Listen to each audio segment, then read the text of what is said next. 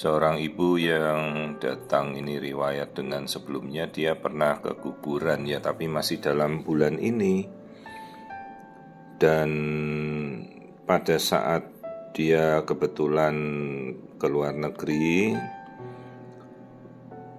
diketahui ada miom, sementara si ibu tidak tahu menau, padahal katanya baru 1 bulan yang lalu mungkin ya dia periksa di daerah, dikatakan ada kondisi rahimnya normal-normal saja.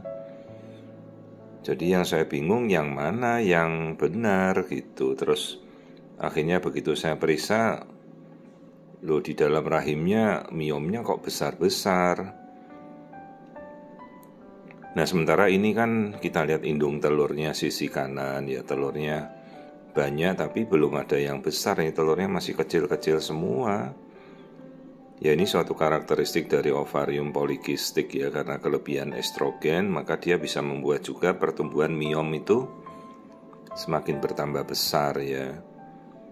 Hanya ya secara logika miom itu kan tumbuhnya lambat, jadi kira-kira itu paling pol miom itu 0,5 cm per tahun. Nah tahu-tahu kok sudah ada miom 7 cm itu kan tidak mungkin kalau 1 bulan yang lalu dikatakan normal lah rahimnya kan, apalagi juga diperiksa dari USG transvaginal.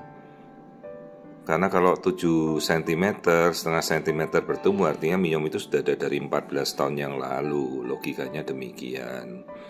Apalagi lihat ini miomnya mendesak rahim yang kiri, mendesak rahim yang kanan, di tengahnya bagian belakang juga ada miom ya. Jadi yang bulatan seperti sarang apa kita mau bilang sarang semut begitu ya, itu ada 3 benjolan itu. 1 di kiri yang besar sekali, 1 di tengah, 1 di kanan. Nah ini yang paling besar ini. Ya secara logika tidak mungkin lah kalau bulan lalu diperiksa tidak kelihatan, jadi pasti sudah terlihat. Permasalahannya ini kan ibunya pengen punya anak ya. Sekarang kalau misalnya kita operasi dulu, artinya kan kita memberi waktu berapa lama untuk miomnya diambil kan. Ya kalau dia langsung memutuskan operasi. Kemudian penyembuhan agar jahitan kuat kan operasi besar. Rahimnya di sobek kiri, sobek kanan itu kan paling tidak mungkin penyembuhan maksimal 2 tahun. Ya sebenarnya akan lebih baik kalau dia bisa hamil dulu, karena rongga rahimnya masih ada, bagus. Tinggal misalnya pas nanti lahiran sesar miomnya diambil. Permasalahannya ini kan apabila dia hamil tanpa miomnya diambil, bayinya mau ditaruh di mana, itu kan juga perlu dipikirkan ya. Rahimnya membesar, miomnya kan pasti membesar juga, dia akan berebut makanan. Si ibu bisa kontraksi melulu, bisa lahiran prematur ya. Karena miom itu kan sifatnya parasit, dia mengambil makanan dari kehamilan. Masalahnya kalau ini tidak diambil juga, tidak nyampe 5 tahun mungkin seluruh rahim ibunya sudah jadi miom ya. Nah ini aliran darah yang memberikan makanan miomnya kan deres banget, artinya miomnya nih subur banget nih untuk bertumbuh ya.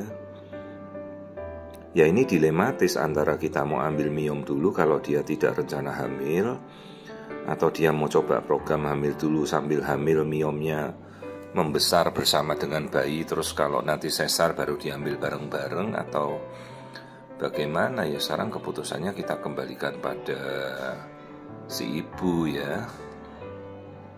Kalau bisa hamil dalam waktu kurang dari setahun lagi ya miom tidak akan terlalu besar. Tapi kalau sampai bertahun lagi baru bisa hamil kan resikonya miomnya makin besar, dan sudah bentuk rahimnya sudah tidak akan beraturan lagi. Ya, jadi ini adalah mioma uteri multiple, paling besar 7 cm, terus ada yang 5 cm, ada yang 3 cm, berjejer mengelilingi rahim. Ya, dengan riwayat ya dia belum punya anak ya, sudah infertilitas. Jadi opsinya antara kita mau ngangkat miom dulu, atau kita mau memprogramkan sambil nanti kalau hamil berhasil pas lahiran sesar sekalian miomnya diambil. Ya, jadi ini adalah Kondisi seorang ibu dengan infertilitas pasca keguguran dengan mioma uteri yang besar-besar di rahimnya.